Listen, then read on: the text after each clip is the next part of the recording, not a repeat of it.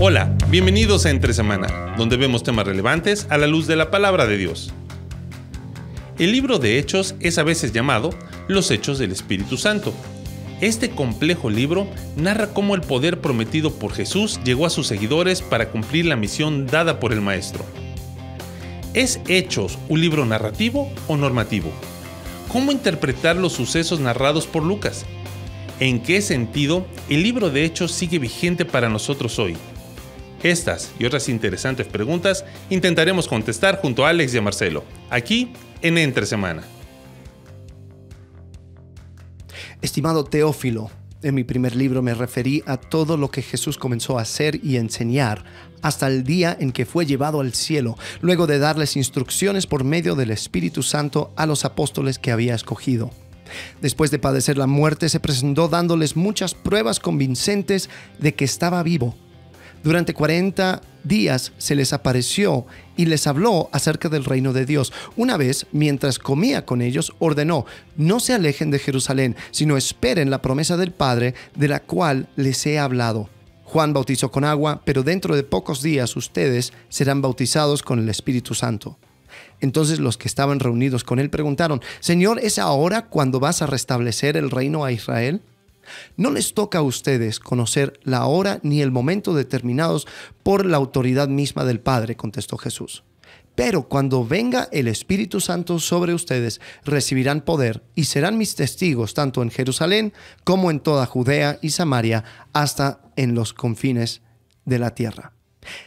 Y aquí esto es la introducción al libro de Hechos, y en los primeros 8 versículos tenemos ya 3 menciones del Espíritu Santo. Es el Espíritu Santo que dice, luego de darles instrucciones por medio del Espíritu Santo, después dice, no se alejen porque hay que esperar la promesa del Padre. Interesante, la promesa del Padre es la llegada del Espíritu Santo. Y después dice en versículo 8, cuando venga el Espíritu Santo recibirán poder. Entonces, podemos hasta llamar el libro de Hechos los hechos del Espíritu Santo.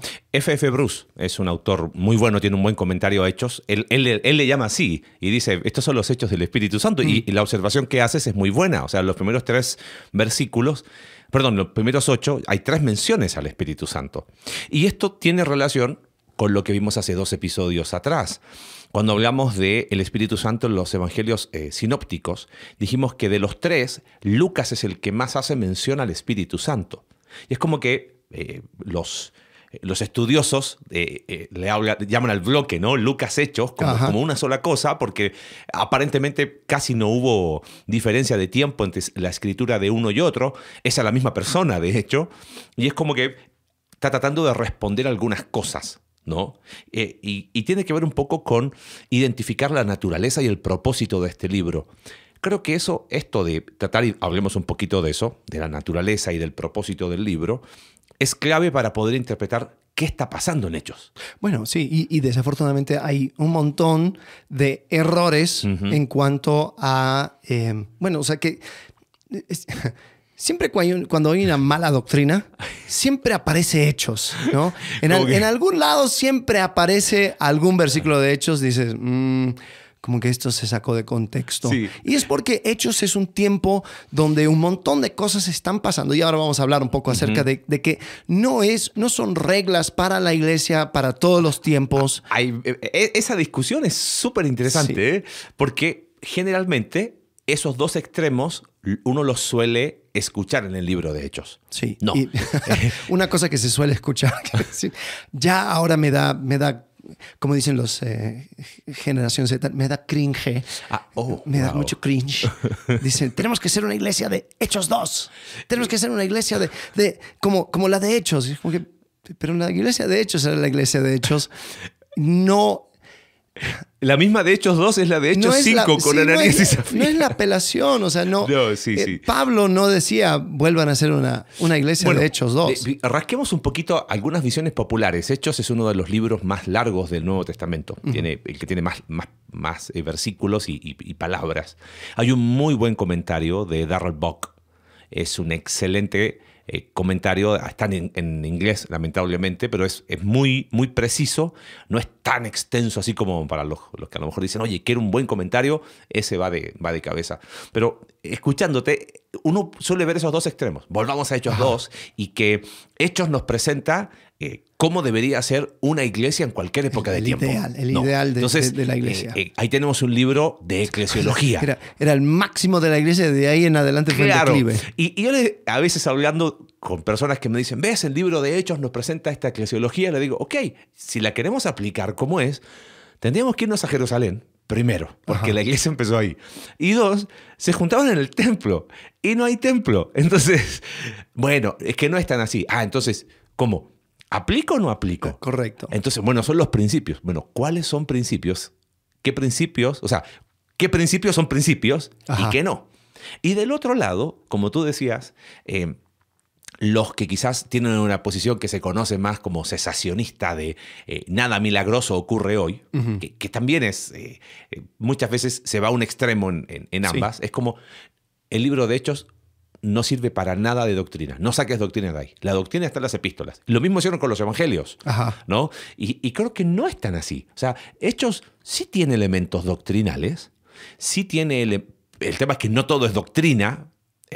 Tiene elementos que uno puede decir, acá hay principios que son atemporales y que nos pueden servir a una iglesia en cualquier lugar, pero si yo no identifico cuál es el propósito del libro de Hechos, voy a usar lo que el libro de Hechos dice para cualquier cosa. Correcto. El tema es que a veces se toma, bueno, pero la Biblia dice que toda escritura es inspirada por Dios, es útil para enseñar, entonces, si es así, usémoslo para lo que yo quiero. No, tenemos que respetar la naturaleza del libro. Bueno, era lo que, ¿cómo se llama la profetisa de los adventistas? Elena de White. Ella dijo que tenemos que regresar a la iglesia de Hechos. Joseph Smith dijo lo mismo. O sea, de cierta forma es como que Hechos es el lienzo. Es un apelo común, claro. Es el lienzo perfecto para meter cualquier herejía. Sí. Entonces, es importante identificar cuál es el propósito. Quiero leer así rápido de Don Darrell Buck. ¿Okay? Él dice, tomando Lucas y Hechos juntos, hay algunas cuestiones que el libro de Hechos responde. La primera tiene que ver con cómo esta salvación relacionada con Israel incluye a los gentiles.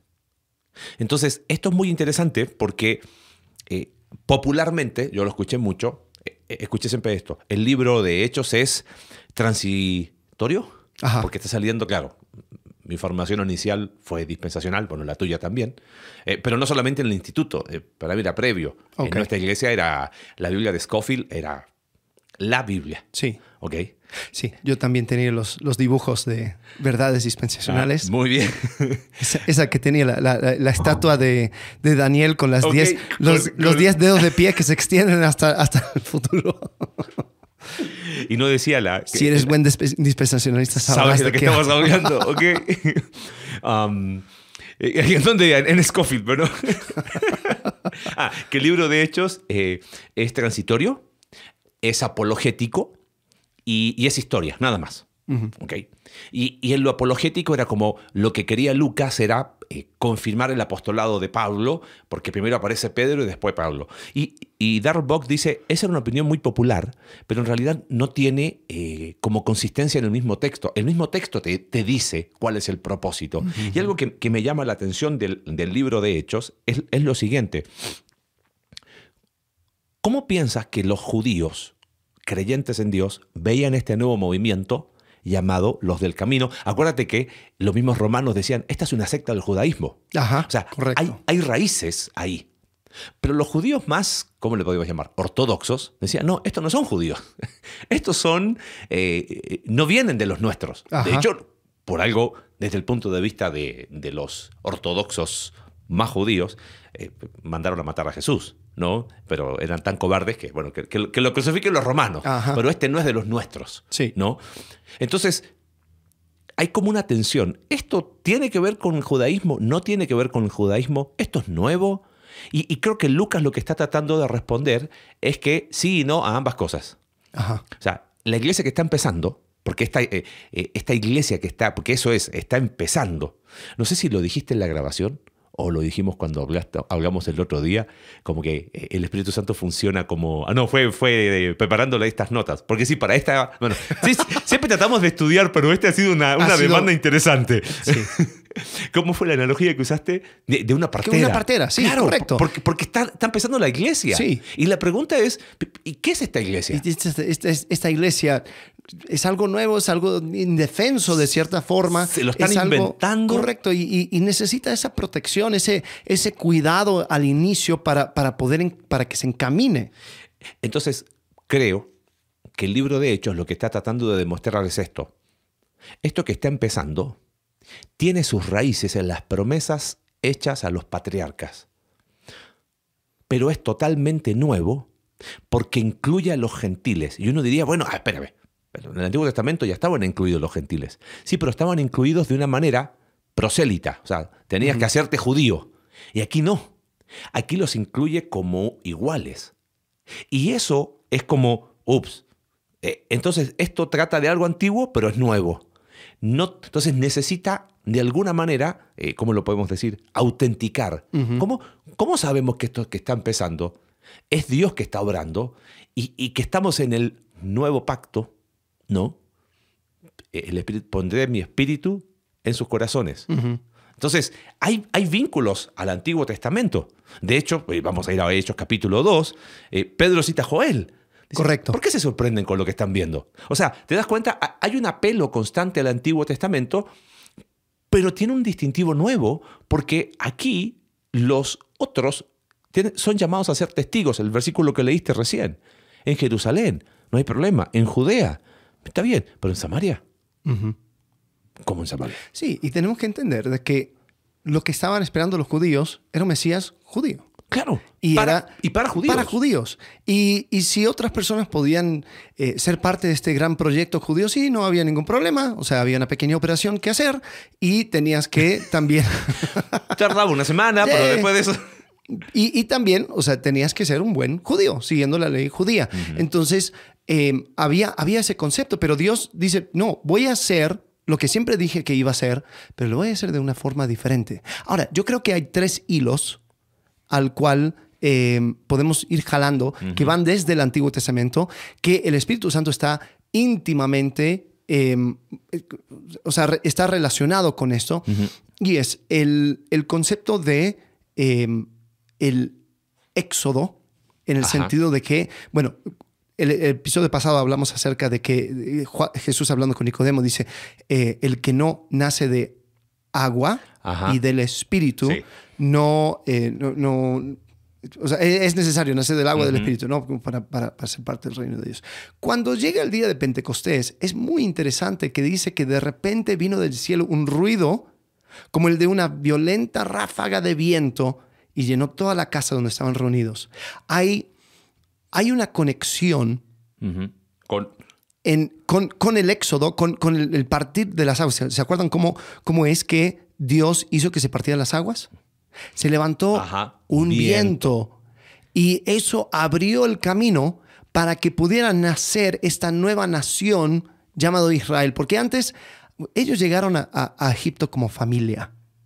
Ellos vivieron su existencia como esclavos, pero ellos salieron como una nación. Y cuando comienza el Espíritu Santo esta obra, lo hace a través de un éxodo, donde sale y comienza algo completamente nuevo, una nueva identidad. Y yo creo que es por eso que Jesús en Juan habla y hace esa conexión entre el agua y el Espíritu. Me la puedo tirar. No me acusen de ¿cómo dice? Antisemitismo. ¿Sí? Ok, sí. Ajá. Yo siento que este concepto aún tiene que ver con lo que decíamos. Esto nace de las promesas, pero no se queda ahí. En un sentido, sale de ese judaísmo tradicional, ¿ok? De ese judaísmo ortodoxo. Cristianismo no es judaísmo 2.0. Ajá. Estoy cumpliendo lo que siempre dije que iba a hacer, pero en una dimensión tan nueva que no tiene punto de comparación. Por eso terminan en un sentido saliendo. O sea, sí. ¿Sabes por qué lo digo? Hebreos capítulo 13, verso 14, está hablando a creyentes que están volviendo hacia judaísmo. Y él toma una mención que aparece así, que a veces se pasa por alto. Cristo padeció fuera del campamento.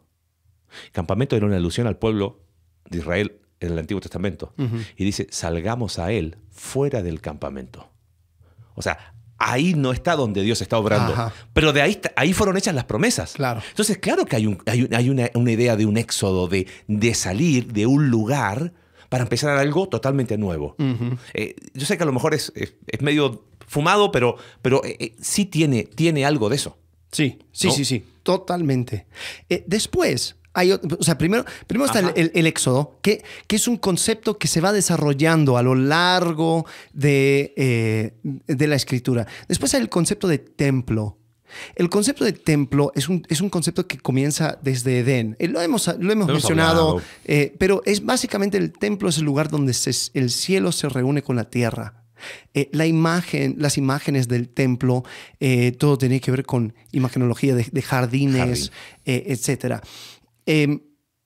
Y es interesante, cuando llega el Espíritu Santo, dice que hay algo como llamas de fuego arriba de la cabeza de cada uno.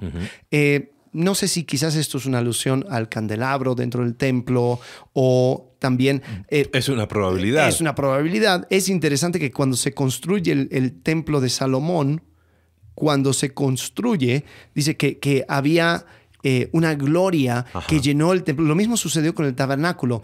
Había una gloria que llenó el templo de tal forma que ellos no podían trabajar. Y es curioso que cuando se construye el segundo templo, no sucede. No. La gloria de Dios se había ido, es la visión de Ezequiel. Y es como que eso creó una situación donde los judíos se quedaron esperando, como que, ¿y cuándo vamos a tener la presencia de Dios una vez más aquí con nosotros? Juan reconoce eso en Juan 1:14, que el verbo se hizo carne y habitó entre nosotros, tabernaculizó y vimos su gloria. Ok, pero él se va. Ajá. ¿Pero quién viene?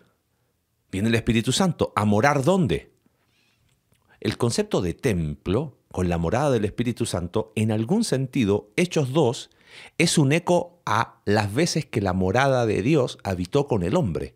Exacto. O sea, ¿por qué? Porque la descripción aún de Hechos... Perdón, solamente para tener un punto de comparación, la dedicación del templo de 2 Crónicas, capítulo 7, dice, cuando Salomón terminó de orar, descendió fuego del cielo y consumió el holocausto y los sacrificios, y la gloria del Señor llenó el templo. Tan lleno de su gloria estaba el templo del Señor que los sacerdotes no podían entrar en él. Al ver los israelitas que el fuego descendía y que la gloria del Señor se posaba sobre el templo, cayeron de rodillas al piso y postrándose rostro en tierra, alabaron al Señor diciendo, Él es bueno, su gran amor perdura para siempre. Fuego.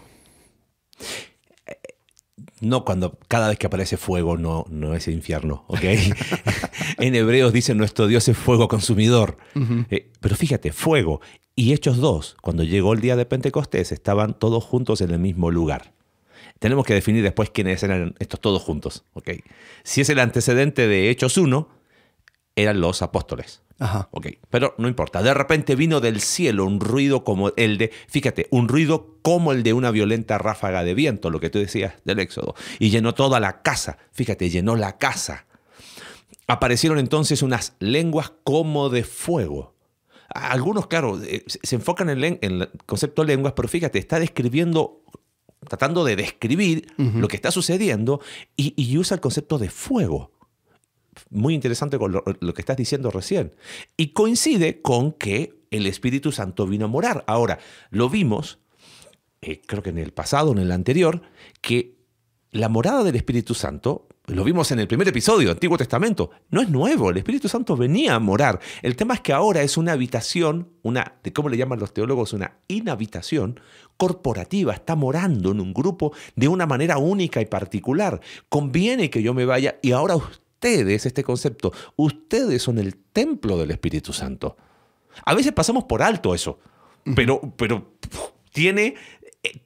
te permite entender qué está pasando en Hechos capítulo 2. Sí. Se está inaugurando el nuevo templo. Sí. ¿Correcto? Sí, correcto. Okay. Entonces, Éxodo, templo, exilio.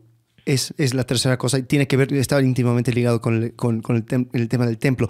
Como la gloria no había regresado, como incluso con el libro de Daniel, viste que se habla de los 70 años, Jeremías habla de 70 años, está por cumplir los 70 años de Daniel, recibe una revelación acerca de las 70 semanas y es como que, sí, pero ¿qué onda con los 70 años? O sea, vamos a parar, sí, es como que sí, el exilio va a terminar de cierta forma, pero de otra forma no.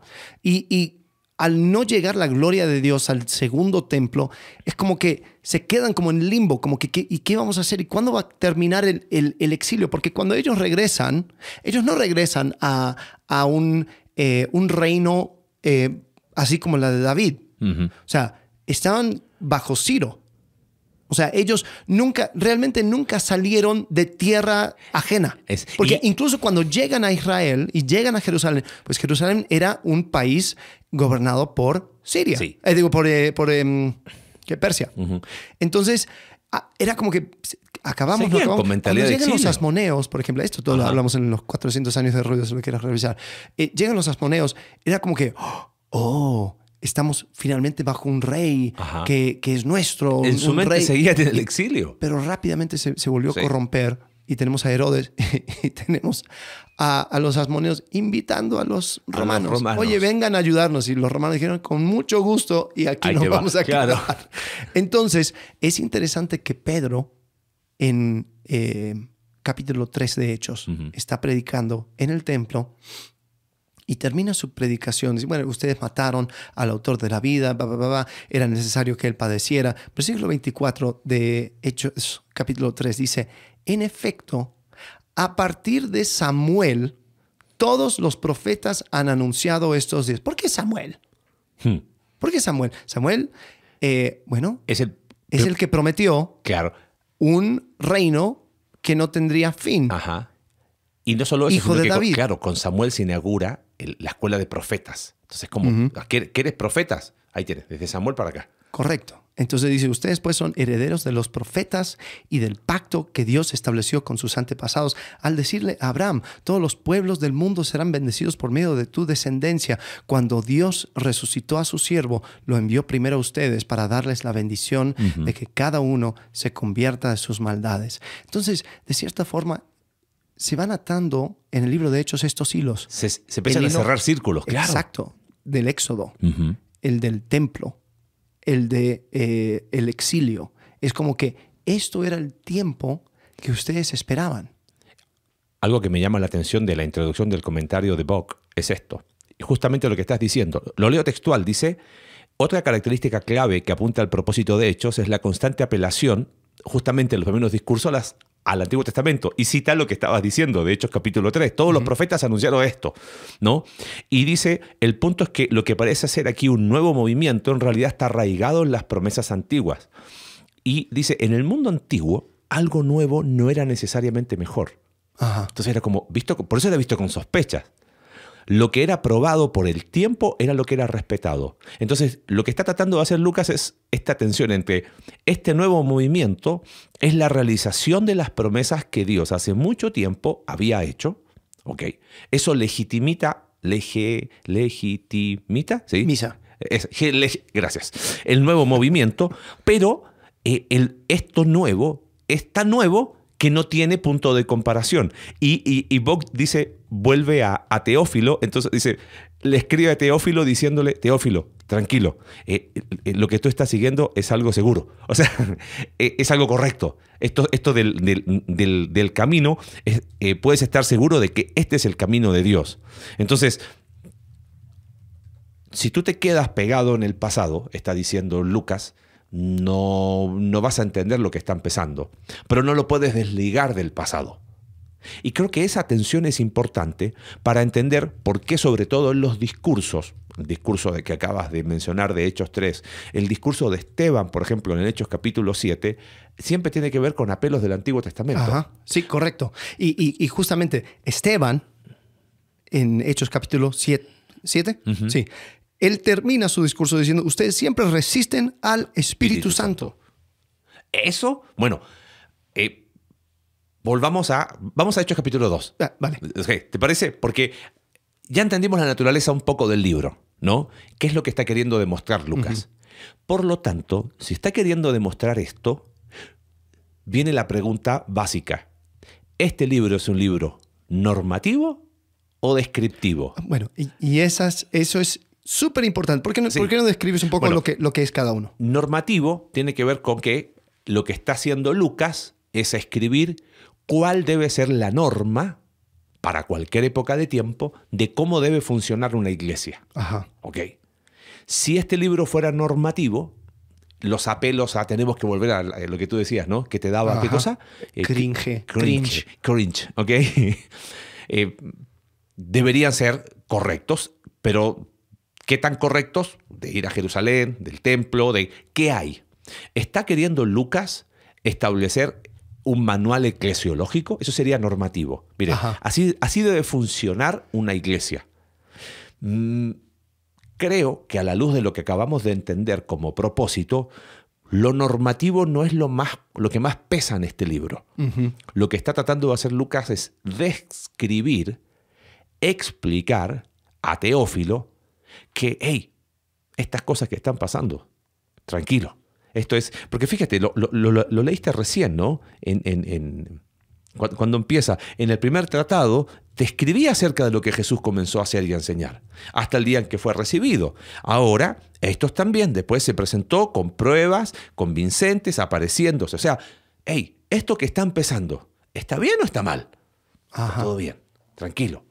¿Qué tan antiguo es? Lo que dijimos recién. Por eso el apelo al Antiguo Testamento. Pero es algo totalmente nuevo.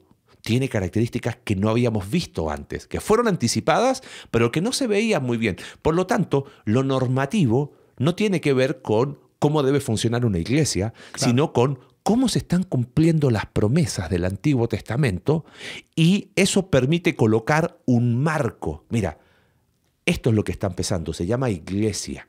Entonces, lo contrario, no lo contrario, pero si no es normativo, entonces, ¿qué es? Ajá. Y creo que también hay una pregunta que surge. O sea, yo me imagino tal vez viviendo, ¿qué te gusta? 80 después de Cristo. Digo, oye, ¿y Jesús era un judío? Sí, un judío, bien judío. Predicho por los profetas judíos. La tribu de Judá. Ok, pero si tu nombre es Xenofón y tengo al otro anciano Alejandro y no sé dónde están los judíos. O sea, ¿es judío o es gentil? Ah, bueno. Te explico.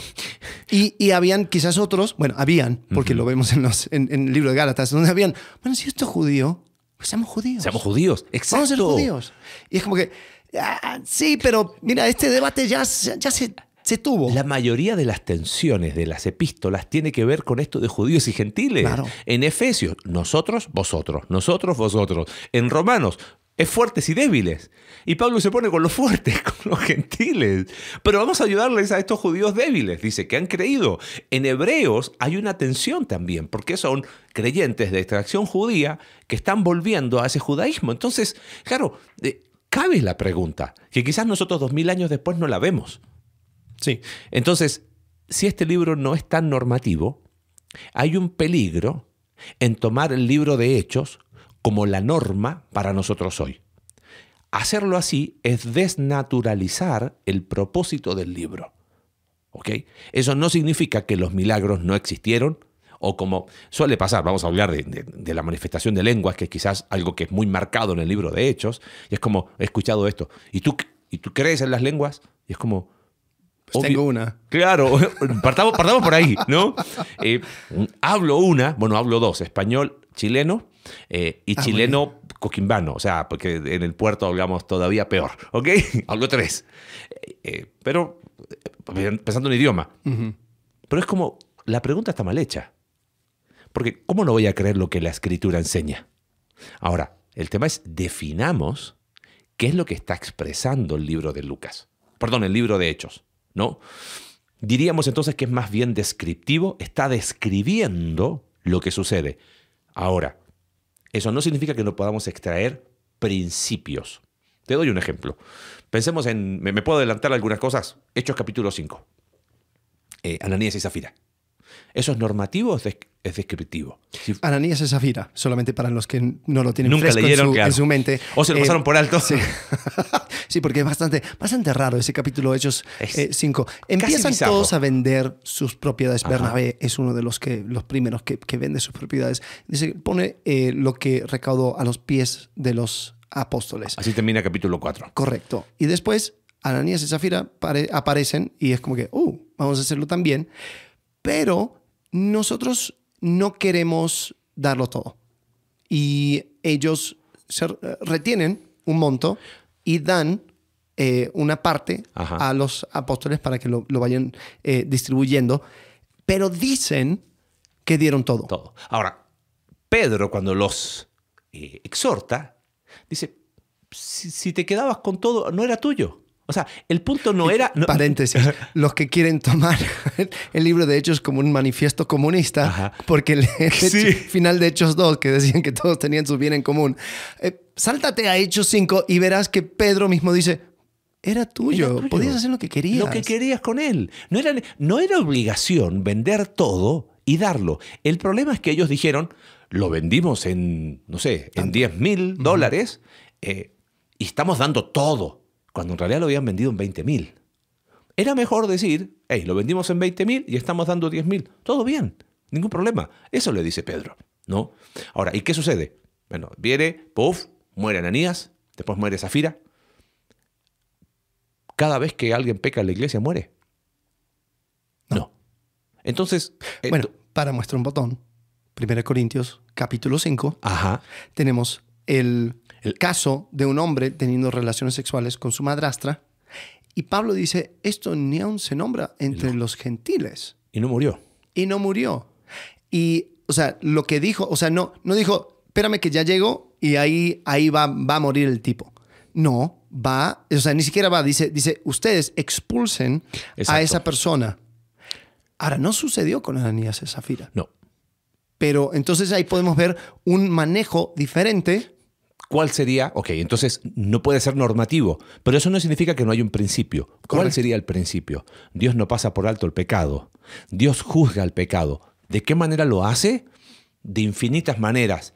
Aún delega a la iglesia, basado en 1 Corintios. Y Pablo después dice en 1 Timoteo, mira, los pecados de algunos serán manifiestos ahora, otros después. Pero tú tranquilo. O sea, ¿a dónde voy? Claro que podemos extraer principios del libro de Hechos, porque creo que un problema ha sido ¿cuál? No, este libro es transitorio. Y entonces no saco ningún principio. Claro. Y es como, no, nada de esto es aplicable a nosotros.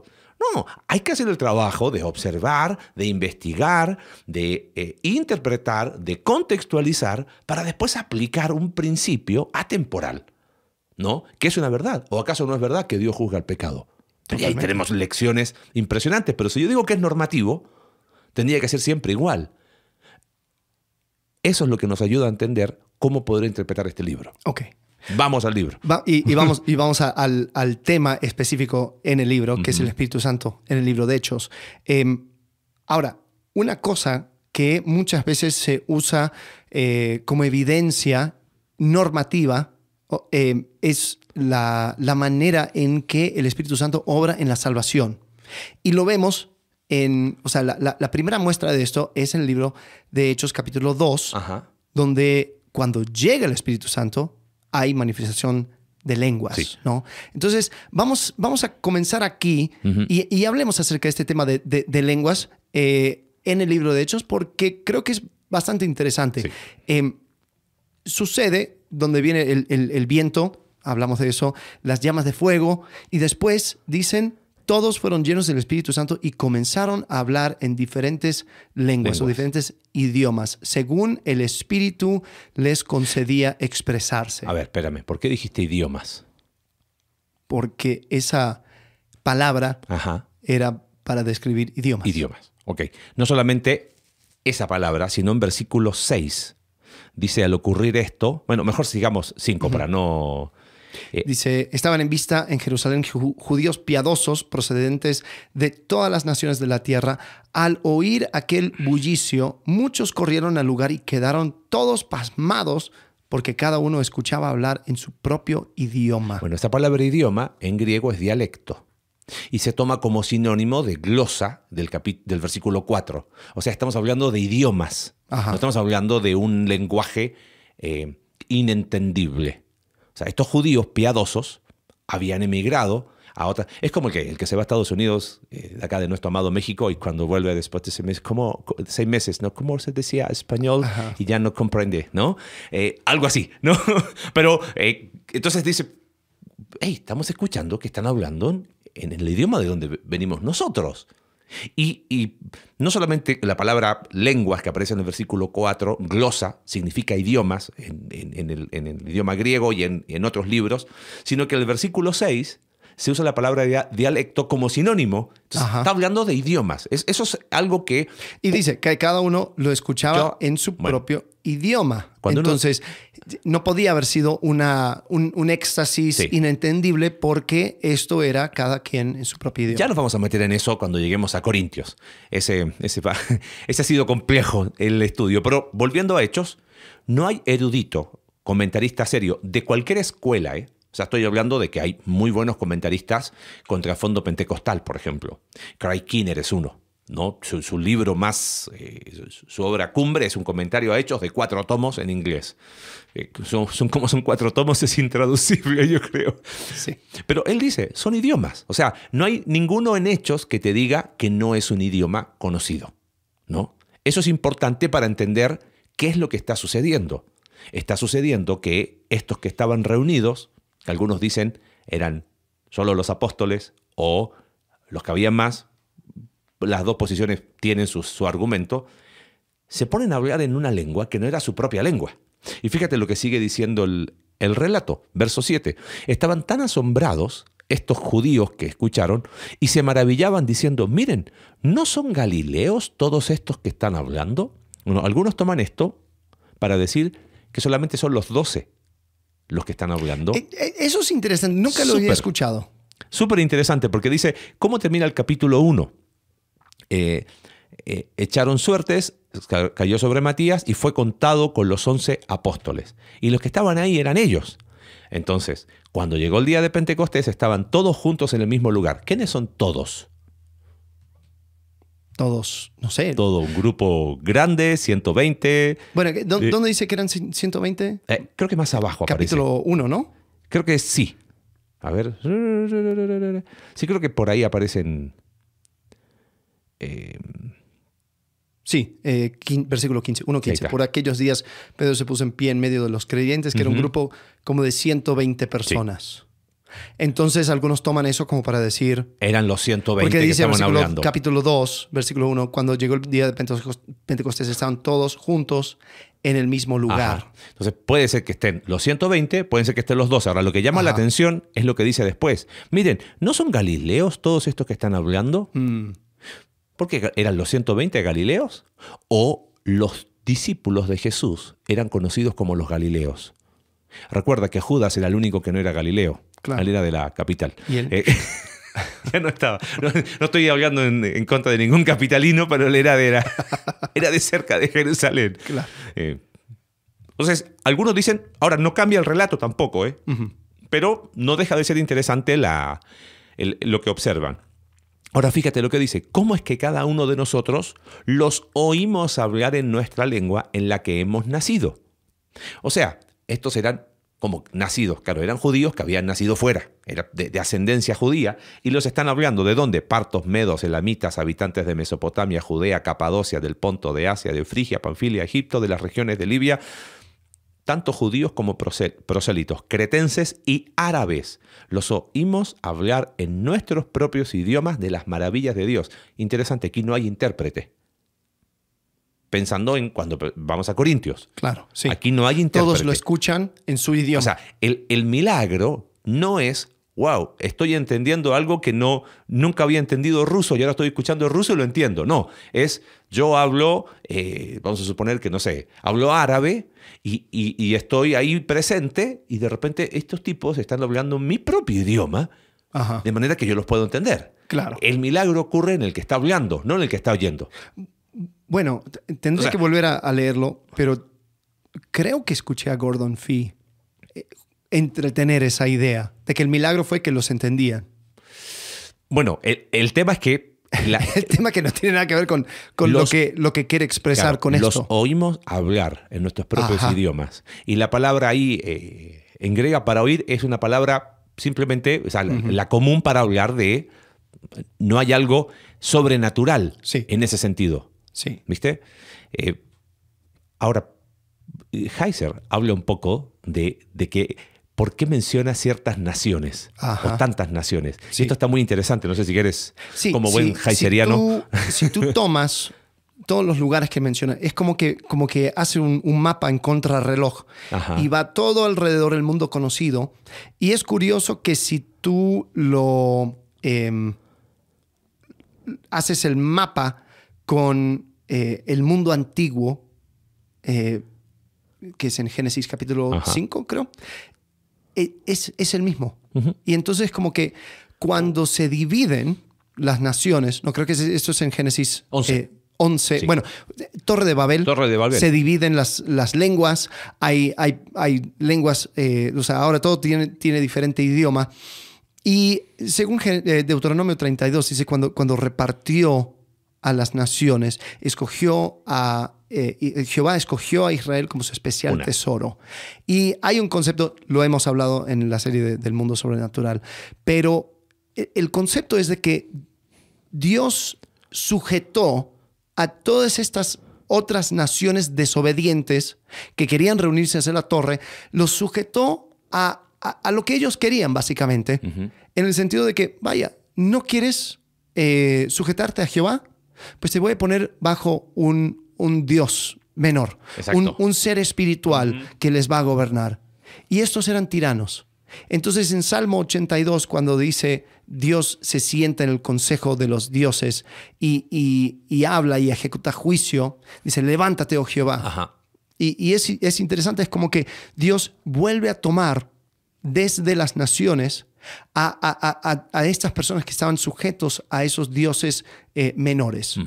Entonces hay una geografía cósmica al cual Lucas está haciendo alusión al mencionar tantas naciones, tantos idiomas, todos alrededor, y es como que Dios está retomando a las naciones. Está cumpliendo Salmos 82. Está cumpliendo Génesis 12, porque con Génesis 11 es como, ok, váyanse. Ajá. Pero no hay esperanza para la humanidad. No, tranquilo. Yo me reservé algo para mí. Todavía ni siquiera existe la nación. Y es curioso. Pero le dice a Abraham, en ti serán benditas todas las naciones de la tierra. Que es justamente lo que Pedro dice en Hechos capítulo 3. Ahora, es súper interesante esto de Hechos 2 en cuanto a lenguas, porque esta reversión que tú decías, lenguas en la confusión de lenguas, en Génesis 11, juicio de Dios. Pero aquí la manifestación de lenguas es para bendición. Ajá. Esa es la reversión. Correcto. ¿Ves? Entonces, ahí es lo que decíamos al inicio. El autor Lucas está diciendo, ¿ves? ¿Entiendes lo que está pasando? Pero esto es algo tan nuevo que ahora en vez de haber confusión y división, hay unión. ¿Por qué? Porque estos, está bien, son judíos, pero hay prosélitos. Lo dijimos recién. ¿Cómo? Ajá. O sea, se están peleando. Y algo curioso también, alguien me regaló hace poco un libro que se llama El Corán y la Biblia. Ajá. Y era básicamente un argumento en pro del Corán, en contra de la Biblia. Y uno de los argumentos que usa es como que, ¿qué onda con los idiomas? O sea, la Biblia se escribió en hebreo, en griego. Se escribió en griego, pero Jesús se habló seguramente en arameo. O sea, ni siquiera se sabe cuáles eran las palabras. Y el Corán es el libro que se escribió en árabe y no hay forma de traducirlo. O sea, si uno lo quiere traducir, pues está casi cometiendo una herejía. O por lo menos no está estudiando como debería de estudiar. O sea, no existe ningún teólogo árabe o ningún teólogo musulmán que no comienza desde el texto en árabe. Hay una liga muy fuerte con el idioma. Y es interesante que estos judíos eran judíos prosélitos y posiblemente ellos hablaban el idioma que les permitía adorar. O sea, no sé si era hebreo o griego o arameo o lo que sea, pero ellos todos estaban en Jerusalén. Pero Dios va más allá, porque yo creo que tranquilamente no sé, leyendo este libro, Biblical Theology of the Holy Spirit, dice, la verdad es que para la promulgación del Evangelio no era necesario hablar en lenguas. Exacto. O sea, podrían haber usado el lenguaje común y se hubiera entendido. Listo. Pero como que el Espíritu Santo quiso mostrar, esto es para todo el mundo. Exacto. Y era la iniciativa del Espíritu Santo. Es decir, Es lo que leíste, de hecho, esto es uno. es algo que va a salir. Es el poder que sale. Y es algo global. Y es lo que reitera Pedro en capítulo 3. Ujú. Ok, entonces Sigamos tenemos lengua. Sigamos el hilo de lenguas. de capítulo a 2, través sí. de- Y bueno, que estaban asombrados y dicen están borrachos. Ajá. Ahora, solamente para terminar capítulo 2, para después seguir cuando las manifestaciones del Espíritu Santo, más que lenguas, vamos viendo las manifestaciones del Espíritu Santo y vemos cuándo hay lenguas y cuándo no. Porque Ajá. aparece 3 veces. Nos Sí. anticipamos. Capítulo 2, capítulo 10 y capítulo 19. Ujú. ¿Te acuerdas que te leí del comentario de NIV? De Ajá. estudiando NBI con aplicación, que lo escribe Fernando Hitt, es un muy buen teólogo de trasfondo pentecostal. Y él dice, la manifestación de lenguas en el libro de Hechos es abundante. Y 3 veces. O En sea, 28 capítulos. explícitamente 3 veces. Claro, entonces, fíjate, yo lo puedo, o sea, lo puedes Correcto. interpretar como Sí. súper abundante o puedes decir solo 3 veces. Claro, cuando ya tienes una posición previa, por eso estamos intentamos, porque también tenemos nuestras posiciones, teología bíblica, porque es lo que aparece. Ahora, solamente quiero terminar de leer aquí, porque otro argumento. Entonces Pedro, poniéndose en pie con los 11 apóstoles, se para con los 11 apóstoles. Ajá. ¿Por qué se para con los 11?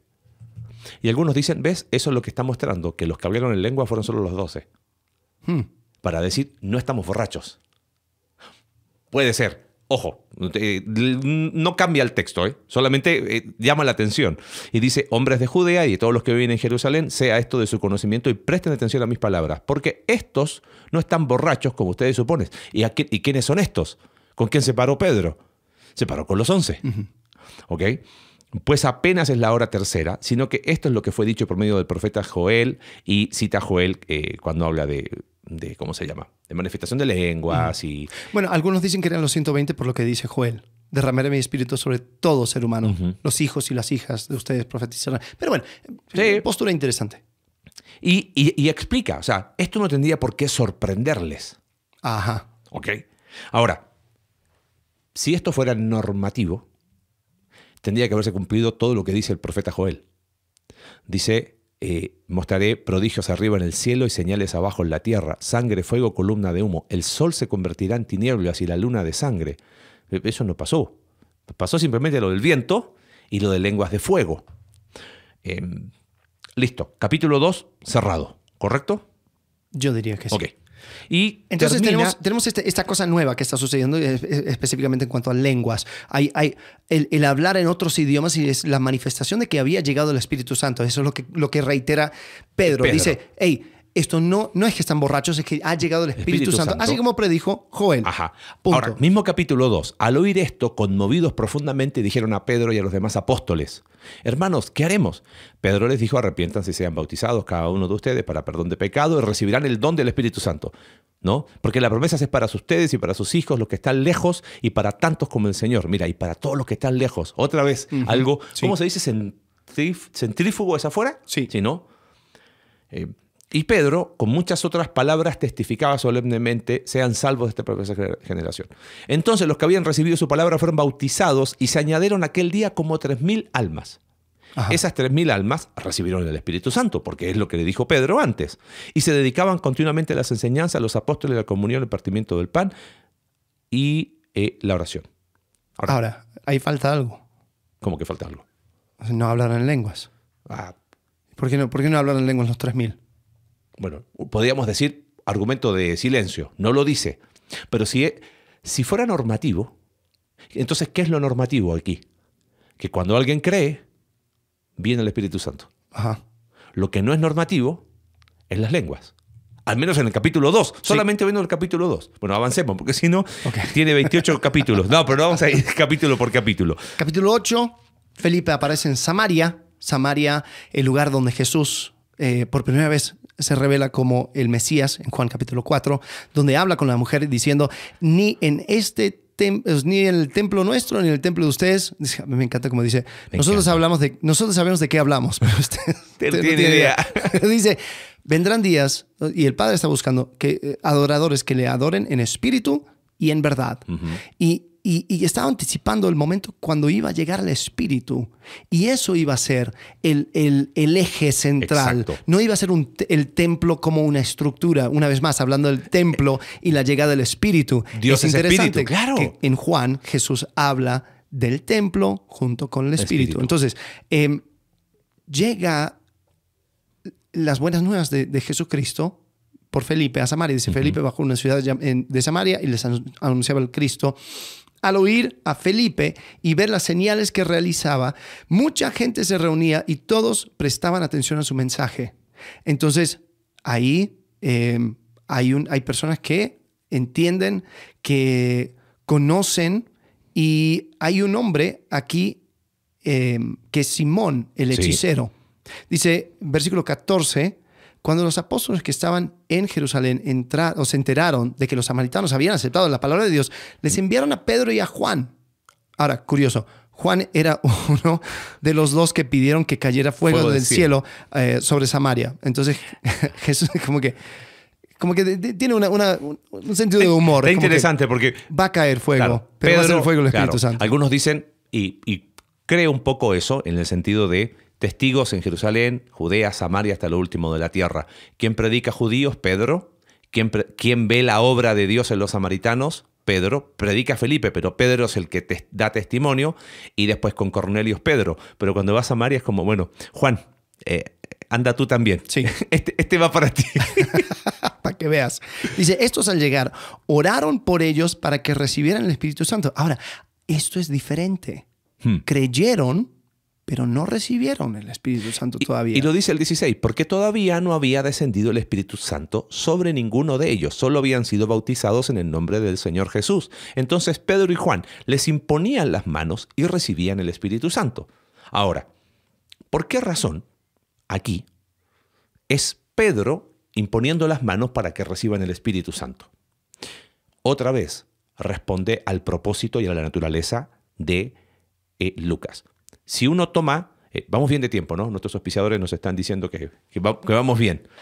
Auspiciadores son ustedes, ¿ok? Si quieres ser parte, ¿viste los podcasts más famosos? A la mitad tiran, bueno, si quieres ser parte de este podcast, bueno, aquí lo estamos diciendo, ¿okay? Ahí está la descripción. Y gracias, en serio, de verdad, por los que nos apoyan. Tía Cristín, tu fidelidad nos conmueve, ¿ok? Volvemos acá. Efesios 1 dice que ahí te da un ejemplo, Pablo, primera de Efesios capítulo 1. Habiendo oído la palabra, el evangelio, y habiendo creído en él, eres sellado con el Espíritu Santo de la promesa. O sea, está hablando de acciones simultáneas. Eso es lo que explica Pablo. Y en 1 Corintios capítulo 12 insinúa lo mismo. ¿Okay? Entonces, ¿por qué acá en Hechos es distinto? Volvemos a la naturaleza de Lucas. El evangelio tiene raíces judías. ¿Quién es el que está siendo testigo? Hace Pedro cabeza, ¿no? Algunos lo ligan con el tema de las llaves. Con el tema de llaves. Sí. Y creo que sí tiene algo de sentido, porque de alguna manera es como, ¿cómo autenticar esto? Mira, el Correcto. mismo tipo que estuvo con Jesús, el que les habla a judíos, el que da testimonio de los samaritanos y el que da testimonio de los gentiles. Sí, y es interesante. Él termina siendo el puente entre estas comunidades. Y eso por eso después en el relato de Hechos desaparece. Es interesante que desaparece y aparece Pablo. Sí. Pero algunos, como te decíamos al inicio, desaparece. ¿Por qué? Porque ya no es necesario. Ya el evangelio ya superó estas fronteras étnicas. Entonces, otra vez, imponer las manos para que venga el Espíritu Santo, ¿es normativo o es descriptivo? Yo creo que es descriptivo. ¿Por qué razón? Porque estos samaritanos, ¿cómo eran vistos por estos judíos? Obviamente con Felipe. Con mucha sospecha. Claro, por eso va Pedro y va Juan, el que quería fuego, ¿no? Entonces, está describiendo algo que fue único y particular de acuerdo al momento. La iglesia se está dando a luz, está en trabajo de parto, ya llegó, pero no la vemos en su formación final, por decirlo de alguna manera, ¿no? Entonces, otro argumento más, pero lo que es interesante, que no dice que hablan en lenguas. Correcto. Algunos dicen que debería inferirse. Y hay toda una escena donde Simón el hechicero quiere comprar la posibilidad de poder imponer manos y que reciba el Espíritu Santo de los demás. Y no hay ninguna mención de lenguas. Entonces, o sea, sí, es un argumento de silencio, pero es bastante silencioso ese silencio. Sí. Después tenemos Felipe y el etíope. Es curioso que también... Está muy bueno ese. Felipe, según Heiser, estos primeros capítulos, Felipe se está encargando de ir a través de todas las tierras que antiguamente era parte del reino de Israel.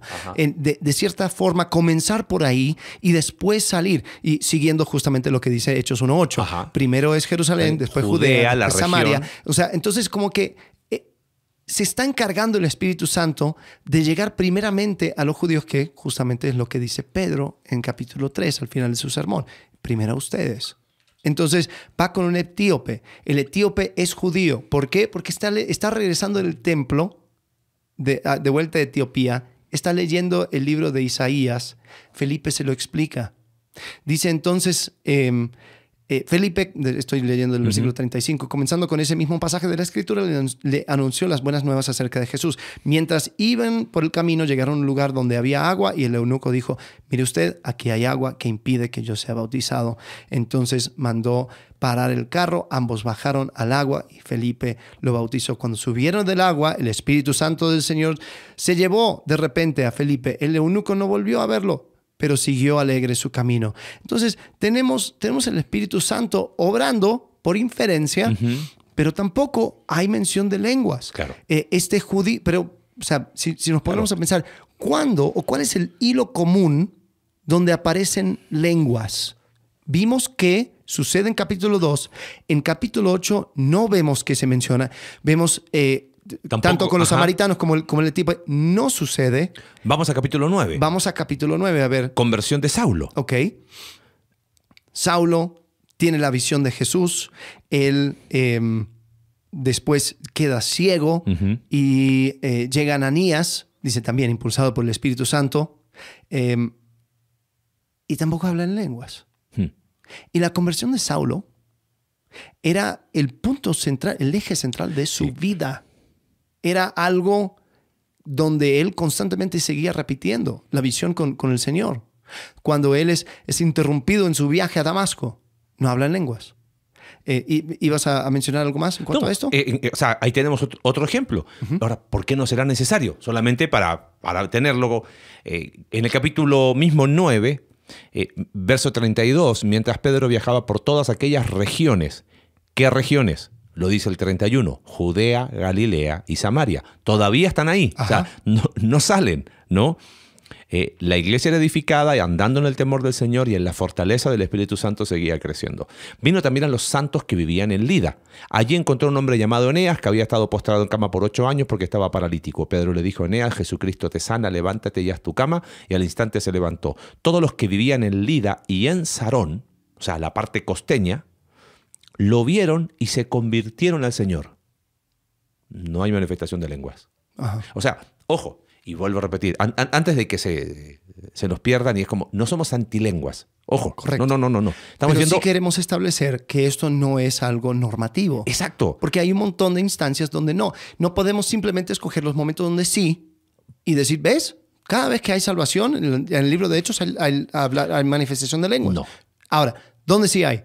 En el siguiente capítulo. Capítulo 10. En capítulo 10, dice versículo 1, vivía en Cesarea, región sí, al norte, costa. Un centurión llamado Cornelio del regimiento conocido como el Italia. Este era romano. Purito romano. Sí. Él y toda su familia eran devotos y temerosos de Dios. Realizaba muchas obras de beneficencia para el pueblo de Israel y oraba a Dios constantemente. Es interesante. No tenía el Espíritu Santo. Está bueno. Ese es para otra serie. Pero tírelo. Hemos estado hablando un poquito de... Queremos hacer algo queremos robarnos el título de un libro que no hemos leído todavía, pero el título nos llamó. Se llama... Más allá de las guerras de salvación. O sea, ¿qué es lo que ha sucedido en esto de las tensiones teológicas en cuanto a la soteriología? Porque es como, bueno, ¿cómo oraba a Dios si no tenía el Espíritu Santo? ¿Había sido regenerado ahí o no había sido regenerado? Pregenerado. Claro. Ok, bueno. Cierro paréntesis. Dice, un día como a las 3 de la tarde tuvo una visión, vio claramente un ángel de Dios se acercaba. Cornelio, ¿qué quiere, Señor? Dios ha recibido tus oraciones otra vez. Ok. Y tus obras de beneficencia como una ofrenda, contestó el ángel. Y Pero manda, ¿cómo si no tenía? envía de inmediato a algunos hombres a Jope para que hagan venir a un tal Simón, también llamado Pedro. Él se hospeda con Simón el curtidor, que tiene su casa junto al mar. Llama a Simón. Esta escena es conocida, donde Pedro tiene esta lucha, como que, ¿qué onda? O sea, Dios, ¿cómo es que me vas a llamar a un gentil? Me voy a meter en la casa de un gentil, voy a hablar las buenas nuevas a un gentil. Está la visión donde baja un lienzo con animales impuros, mate y come. Él dice no, tres veces que no, y... Sí, ¿no? Tres veces. Sucedió 3 veces e inmediatamente el lienzo fue recogido del cielo. Sí, entonces... Pero después dice, ok, está bien, voy. Sí. Y él les da el evangelio. Ahora, si vamos, dice... Ahora, verso 17, no sé cuál ibas a leer. Iba a continuar con 23, pero... Ok, mientras Pedro estaba perplejo, pensando en lo que significaría la visión que había visto. O sea, él tiene una situación en esta visión que es como... Tu judaísmo, como lo has entendido, no es que está mal, sino como que quedó... Ya está. Ya no lo necesitas. Ajá. No, miren, un elemento cuando en el Nuevo Testamento, por ejemplo en el libro de Hebreos, Cristo mejor que, nunca es mejor peor o malo versus bueno, es menor mayor. Lo anterior fue el anticipo, no estuvo mal, pero ya no es necesario teniendo lo mayor, la mayor revelación acá. Pero esto evidentemente en Pedro tiene que haber sacudido bastante porque dice, ¿qué es esto? O sea, tiene que haber llegado con una cara de interrogación a la casa. Bueno, volvemos ahí, 24. Ajá. Un día después llegó a Cesarea, Cornelio estaba esperando con los parientes y amigos íntimos que había reunido, junto a toda la familia. Como buen italiano, Ajá. ahí estaban todos. Dice, al llegar Pedro a la casa, Cornelio salió a recibirlo, postrándose delante de él, le rindió homenaje. Después ahí continúa, si vamos al punto donde Pedro toma la palabra, versículo 34, está predicando. Versículo 44 dice, mientras Pedro estaba todavía hablando, el Espíritu Santo descendió sobre ellos, los que escuchaban el mensaje. Los creyentes judíos que habían llegado con Pedro se quedaron asombrados de que el don del Espíritu Santo se hubiera derramado también sobre los no judíos. Pues los oían hablar en lenguas y alabar a Dios. Entonces Pedro respondió, ¿acaso puede alguien negar el agua para que sean bautizados estos que han recibido el Espíritu Santo lo mismo que nosotros? Ese está muy bueno. Sigue ahí. Bueno, después de que fueron bautizados en el nombre de Jesucristo, y es, bueno, esta es, después de Hechos 2, la primera mención de la llegada del Espíritu Santo con lenguas. Ahora, es también diferente a la llegada del Espíritu Santo a los samaritanos, en que no hubo imposición de manos. Fue inmediatamente después de creer. Sí, tampoco como el etíope. Ajá. Okay. Tampoco como los de Lida y Sarón. Okay. Sino que se convirtieron. Solamente quiero leer un versículo que nos saltamos por cuestión de tiempo. Pedro les dijo a ustedes, verso 28, saben que no es lícito para un judío asociarse con un extranjero o visitarlo, pero Dios me ha mostrado que a ningún hombre debo llamar impuro o inmundo. O sea, cuando llegó ahí entendió la visión.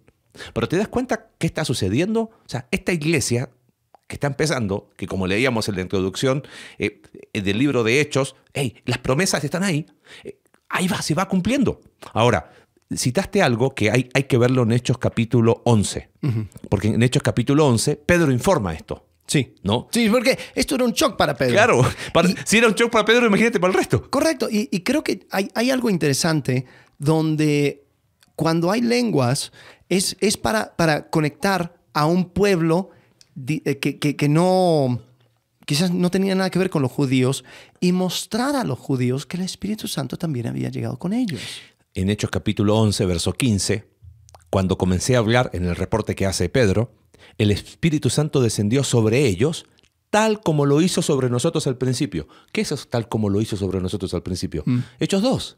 O sea, él está... Ahora, es curioso lo que... Sí, porque tú mencionaste esto. O sea, Claro. él no dice como sucede cada vez que alguien acepta a Cristo. Exacto. Porque, y ya nos hemos extendido mucho, el punto es este. El libro de Hechos es un libro descriptivo, apologético. Lucas le está diciendo a Teófilo, este camino es seguro, está basado en las promesas del Antiguo Testamento, pero es nuevo. Sí. Esto es lo que está haciendo. Y esto es importante porque esto nos muestra que no podemos tomar el libro de Hechos de forma normativa. Tenemos que extraer el principio. Nos queda uno último, antes que se nos vaya el tiempo. Hechos 19, ¿no? Yo creo que vamos a tener que hacer un parte 2. Sí, ¿no? Porque Hechos es muy, muy extenso. Son los hechos, como dijiste justamente, del Espíritu Santo. Y como es un libro... Nos quedó... Hay varios conceptos más que queremos hablar. Queremos quizás dar la introducción y tal vez hablar acerca de lenguas. Pero hay tanto en Hechos que está sucediendo y hay tantas cosas que podemos aprender acerca del obrar del Espíritu Santo que si vamos a un extremo o a otro, lo podemos perder. Sí, y porque no solamente tiene que ver con lenguas.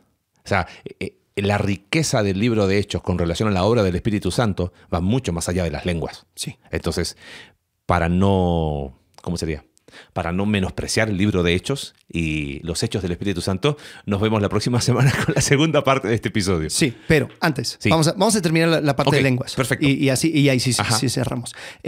La iglesia en Antioquía, otro momento donde creen, son judíos, muchos son judíos, y no hay manifestación de lenguas. Hay una última manifestación de lenguas en el capítulo 19.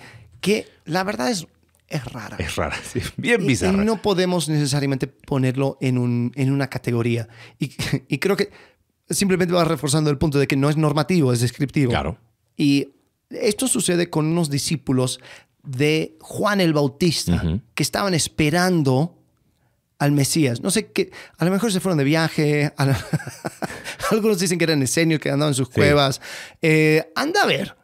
Pero como que ellos no sabían, dice 19.1, mientras Apolos estaba en Corinto. ¿Qué? Perdón, es que lo que algunos dicen es que estos eran discípulos de Apolos.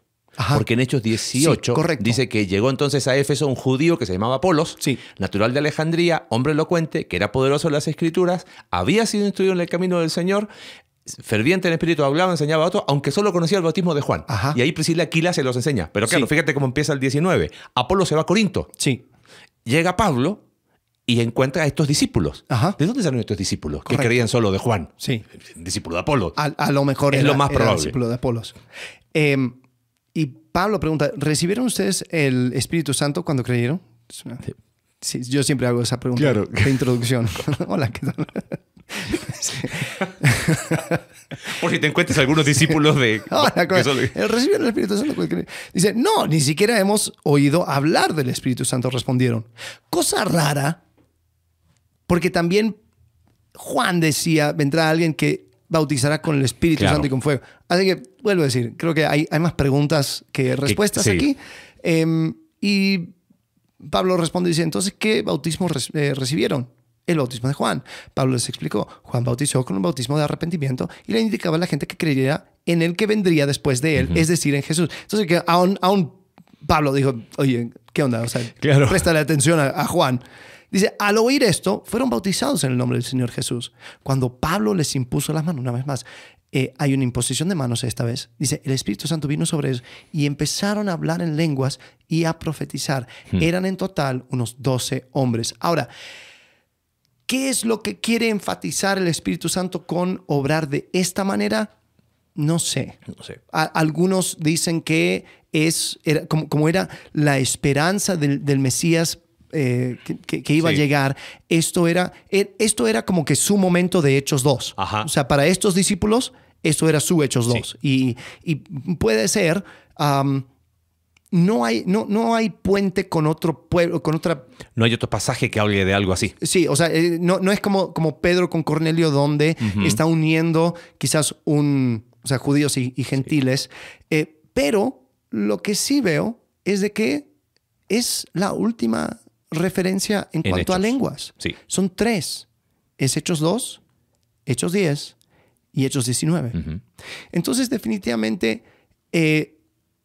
tomar el hablar en lenguas como normativo para una experiencia de salvación no sería ni siquiera ser fiel al texto de Hechos. Sí. Y cerrando, creo que hay un elemento que lo menciona el libro que hemos visto de Teología Bíblica del Espíritu Santo, que de alguna manera el Espíritu Santo en el libro de Hechos tiene un tema, una neumatología escatológica. ¡Ey! Aquí llegó el reino de Dios. Tengo una interpretación media, no rara, pero es como que yo siento que en Hechos 19 estos discípulos están como, ustedes se quedaron en el pasado. Uh-huh.